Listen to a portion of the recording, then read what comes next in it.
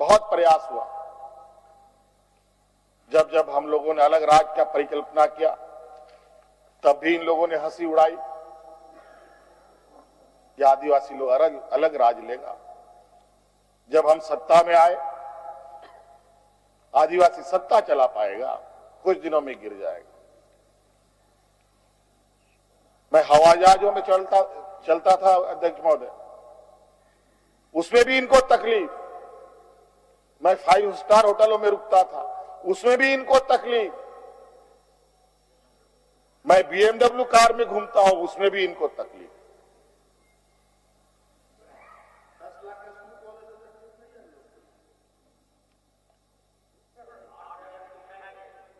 क्या कहावत है कि हम करें तो गुनाह, ये करे तो क्या,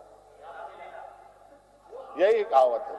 खैर छोड़िए अध्यक्ष महोदय, बड़ा विचित्र स्थिति है। अब जो स्थिति दिखाई दे रहा है अध्यक्ष महोदय, कुल मिलाकर झारखंड के परिप्रेक्ष्य के अलावा पूरे देश के पैमाने में अब आदिवासी, दलित, पिछड़ा अल्पसंख्यक सुरक्षित नहीं। विशेषकर झारखंड में तो यहां के खनिज संपदाओं को, जो वर्षों से इस पर लोगों की गिद्ध नजर है और आगे भी रहेगी। ये तो हम थे अध्यक्ष महोदय, ये बहुत फूक फूक करके उनको आगे बढ़ना पड़ता था। ये खुला दरवाजे की आदी हो चुके हैं, इनको कोई रोक टोक नहीं कर सकता। जो इनके सामने आएगा वो इसी तरीके के अंजाम से उसको गुजरना पड़ेगा। और इनको लगता है ऐसे अंजाम देने से झारखंड के लोग घबरा जाएंगे। ये आप लोगों की बहुत बड़ी भूल है, और इतनी बड़ी ये भूल होगी जो झारखंड का इतिहास आपको कभी माफ नहीं करेगा। अध्यक्ष महोदय,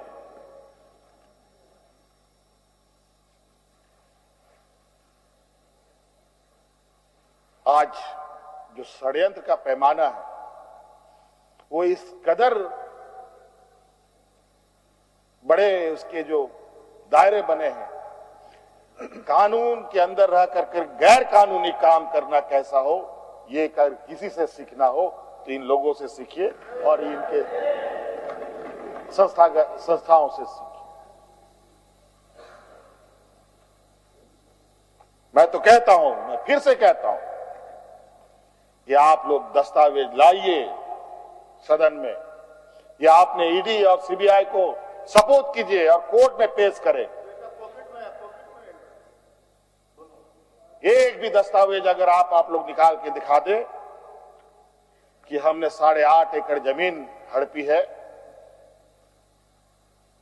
तो मैं उसी दिन राजनीति से संन्यास किया, झारखंड छोड़ के चला जाऊं। अब इनको नहीं मिला तो हमारे बीवी, बच्चों, परिवारजनों के खाता वही ढूंढने में लगे। ये पैसा कहां से आया, वो पैसा कहां से आया, ये आया, वो आया। अध्यक्ष महोदय, असमानताएं देखिए इसी सदन के अंदर। जो सरकार के द्वारा उपलब्ध कराए जा रहे ऋण, जो यहाँ के आदिवासी विधायकों को कितने वर्षों के लिए मिलता है और गैर आदिवासियों को कितने सालों के लिए मिलता है।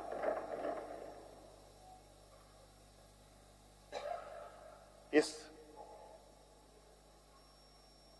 विषय पर गंभीरता से सोचने की आवश्यकता है। देखो, ये बहुत लंबी लड़ाई है।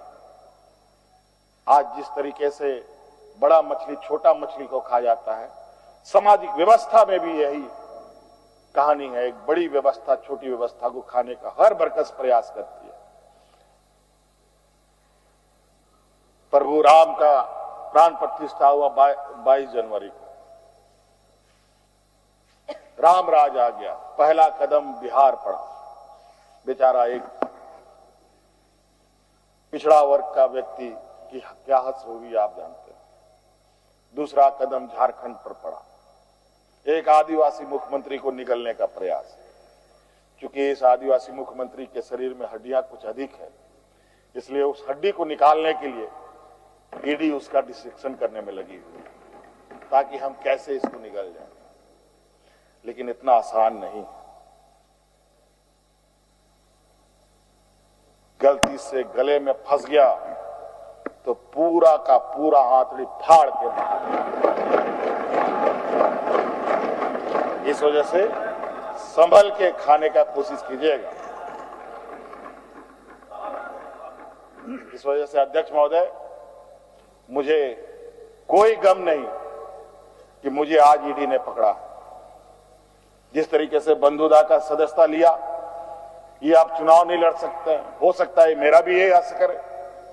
सत्ता लुलुपता के लिए हम लोग कभी नहीं आए अध्यक्ष महोदय, लेकिन ये बात मैं इस सदन में कहना चाहूंगा कि झारखंड मुक्ति मोर्चा का उदय झारखंड के मान सम्मान स्वाभिमान को बचाने के लिए हुआ है, और इस मान सम्मान स्वाभिमान के प्रति जो भी बुरी नजर डालेगा उसको हम मुंह तोड़ जवाब देंगे, चाहे राजनीतिक रूप से हो, चाहे कानूनी रूप से हो, चाहे वो किसी भी जंग मैदान में हो। ये हमारा संकल्प है। ना हम पीछे हटे हैं, ना हम लोगों ने पीठ दिखाई है अध्यक्ष महोदय। इसलिए अध्यक्ष महोदय, मुझे तो कोर्ट का आदेश है कि मीडिया के सामने या बाहर वक्तव्य नहीं देना है। तो हमने ईडी वाले से पूछा, क्या सदन में भी बात नहीं रखनी है? तो उन्होंने ये भी कहा, नहीं सदन में भी आप नहीं रख सकते। हम बोले वाह। तो मैंने कहा कि आइए स्पीकर साहब के टेबल में खड़े हो जाइए, बैठ जाइए, वहां से आदेश जारी कीजिए, फिर हम चुप हो जाएंगे। ये स्थिति है अध्यक्ष महोदय। अब उस दिन का इंतजार है। अभी तो गवर्नर हाउस का quorum पूरा हो गया।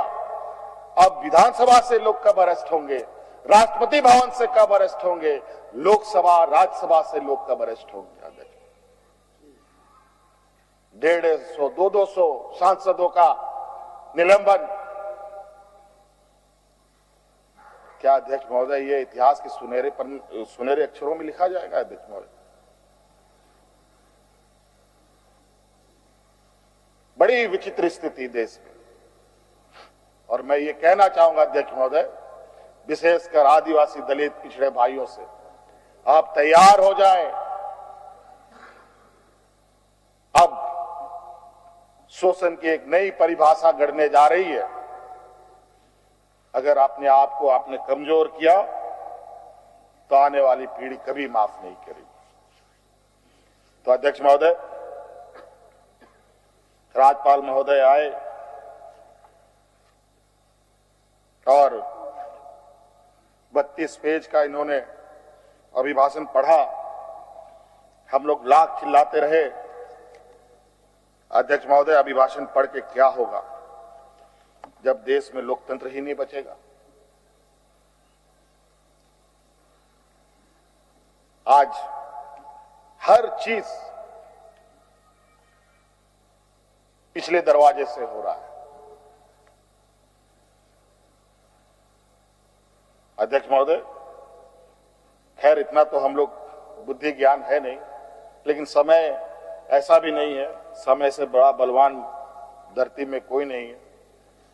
और वक्त फिर घूमेगा और फिर हम आपके सामने उपस्थित होंगे, और इतनी मजबूती के साथ उपस्थित होंगे कि फिर जो षड्यंत्र कर रहे हैं वो षड्यंत्र आपके धरे के धरे रहे, और इस देश के और अपने राज्य के आदिवासी दलित पिछड़ों के लिए जो संघर्ष करना होगा वो करते रहेंगे। धन्यवाद।